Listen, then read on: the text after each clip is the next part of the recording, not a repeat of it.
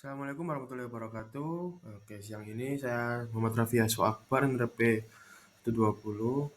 Saya akan mempresentasikan tentang hasil dari laporan saya, yaitu yang berjudul Pengaruh Brand Experience terhadap Brand Loyalty melalui Brand Attitude, Brand Trust, dan juga Brand Self Connection. Nah, presentasi kali ini saya akan membahas tentang tugas akhir mengenai pengaruh pengalaman merek terhadap kualitas merek dengan fokus studi pada kasus Apple dan juga Samsung di pasar premium Indonesia.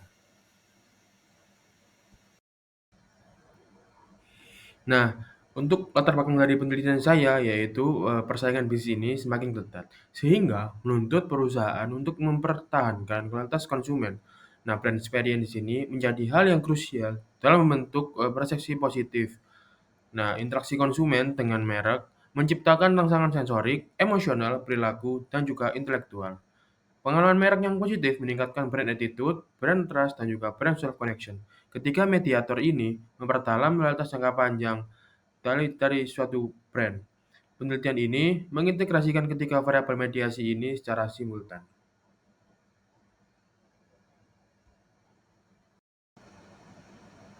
Nah, mengapa saya memilih Apple dan Samsung sebagai studi kasus dalam penelitian saya ini? Untuk Apple, dikarenakan ekosistem integrasi dan pengalaman pengguna konsisten, sedangkan desain premium serta eksklusif memperkuat nilai bagi konsumen. Untuk Samsung, Samsung menawarkan portofolio produk beragam dari menengah hingga premium, agresif dalam inovasi teknologi dan juga jangkauan pasar yang luas. Kedua merek ini dominan di pasar premium smartphone Indonesia. Samsung memimpin dengan 42% pangsa pasar, sedangkan Apple 38% pangsa pasar. Penelitian ini membandingkan mekanisme loyalitas antara keduanya. Nah, lalu untuk masalah dari penelitian saya, yang pertama ada pengaruh brand experience terhadap brand attitude, pengaruh brand experience terhadap brand trust, pengaruh brand experience terhadap brand self connection.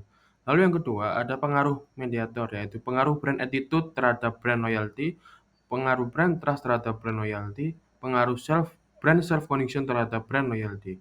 Lalu yang terakhir atau juga peran mediasi, yaitu peran mediasi antara brand attitude terhadap brand loyalty, peran mediasi terhadap brand trust, peran mediasi brand trust terhadap brand loyalty, peran mediasi brand self connection terhadap brand loyalty.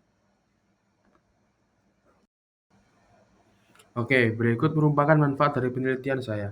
Untuk yang pertama, untuk manfaat teoritis, yaitu mengembangkan literatur pemasaran tentang brand experience dan brand loyalty, serta memperkaya pemahaman hubungan psikologis konsumen dengan merek global. Yang kedua, untuk manfaat praktis, yaitu memberikan pedoman strategi pemasaran yang efektif bagi manajer merek, dan juga mengidentifikasikan keunggulan dan kelemahan Apple dan Samsung di Indonesia.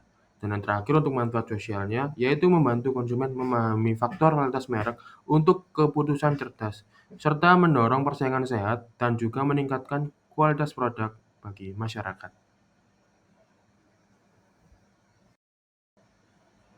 Nah, untuk balasan dari penelitian saya, yaitu untuk yang pertama, ruang lingkup dari penelitian saya, yaitu fokus pada pengaruh brand experience terhadap brand loyalty, dengan brand attitude, brand trust, dan juga brand self connection sebagai mediator.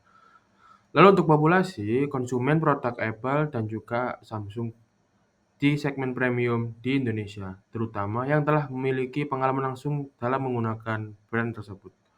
Lalu untuk yang ketiga ada variabel, yaitu variabel independen merupakan brand experience, variabel mediasi merupakan brand attitude, brand trust, dan juga brand self connection. Lalu untuk variabel dependennya sendiri yaitu brand loyalty. Untuk geografis yaitu terbatas pada wilayah Indonesia. Fokus pengumpulan data di beberapa kota besar. Nah, untuk kerangka teoritis dari penelitian saya, untuk yang pertama ada brand experience, yaitu merupakan respon internal konsumen dari interaksi merek, melibatkan dimensi sensorik, emosional, perilaku, dan juga intelektual. Yang kedua ada brand trust, yaitu kepercayaan konsumen pada janji dan konsistensi merek, mencakup keandalan, integritas, dan juga kompetensi. Yang ketiga ada brand attitude, yaitu evaluasi kognitif dan efektif konsumen terhadap merek, mempengaruhi niat dan juga keputusan pembelian. Yang keempat ada brand self connection, hubungan emosional, dan juga identitas pribadi dengan merek, menciptakan ikatan yang mendalam antara brand dan juga konsumen. Yang terakhir ada brand loyalty, yaitu komitmen untuk merek tertentu dan juga pembelian ulang, meliputi loyalitas sikap dan juga perilaku.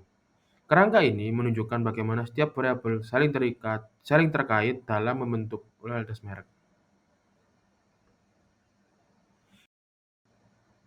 Nah, ini merupakan tabel hipotesis dari penelitian saya. BE merupakan singkatan dari Brand Experience. BT merupakan singkatan dari Brand Trust. BA merupakan singkatan dari Brand Attitude. BSC merupakan singkatan dari Brand Self Connection. BL merupakan singkatan dari Brand Loyalty. Untuk yang pertama, BE positif dan signifikan terhadap BD. Yang kedua, BE positif dan juga signifikan terhadap BA. Yang ketiga, BE positif dan juga signifikan terhadap BSC. Yang keempat, BA positif dan juga signifikan terhadap BL. Yang kelima, BT positif dan signifikan terhadap BL. Yang keenam, BSC positif dan signifikan terhadap BL. Yang ketujuh, BA memediasi BE terhadap BL. Yang ke-8, BT memediasi BE terhadap BL. Yang ke-9 dan yang terakhir, BSC memediasi BE terhadap BL. Untuk metodologi dari penelitian saya yang pertama yaitu diagram alir penelitian, yaitu dengan fokus menjabarkan prosedur penelitian secara sistematis, menggambarkan proses pengujian hipotesis. Yang kedua, untuk pengolahan dan juga analisis data menggunakan PLS SEM untuk hubungan antar variabel lain, dengan analisis deskriptif dan juga MGA atau multi group analysis. Lalu yang ketiga ada perangkat penelitian, yaitu menggabungkan model dari penelitian terdahulu untuk menguji pengaruh BE terhadap BL melalui variabel mediasi. Lalu yang keempat yaitu metode pengumpulan data. Survei dengan kuesioner skala Likert 5 poin, dengan data primer, kuantitatif, dan juga responden. Penelitian ini menggunakan pendekatan kuantitatif dengan PLS SEM. Nah, saya akan menguji hipotesis dan juga membandingkan hasil antar merek.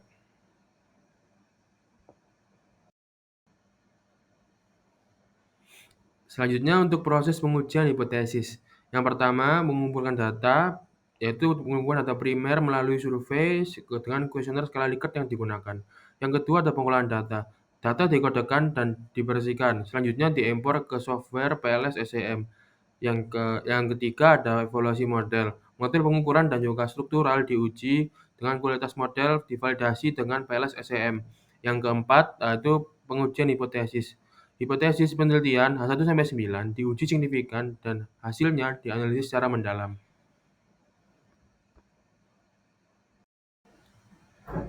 Selanjutnya ada evaluasi model PLS-SCM.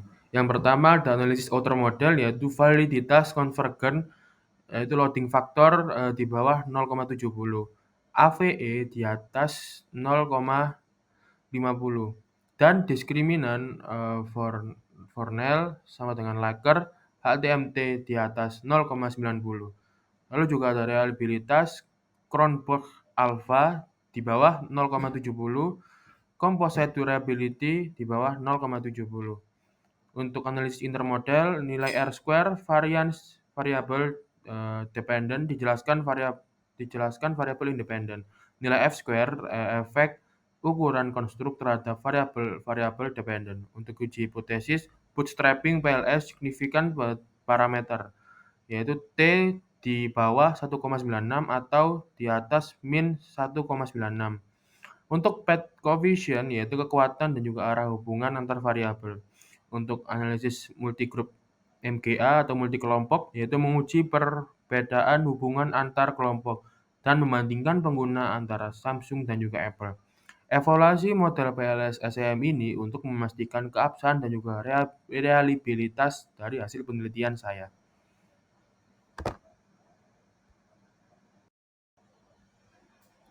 Oke, sekian presentasi dari penelitian saya hari ini. Jika ada yang ditanyakan, bisa dengan kontak saya. Terima kasih atas waktu yang diberikan. Mohon maaf jika ada salah kata. Assalamualaikum warahmatullahi wabarakatuh.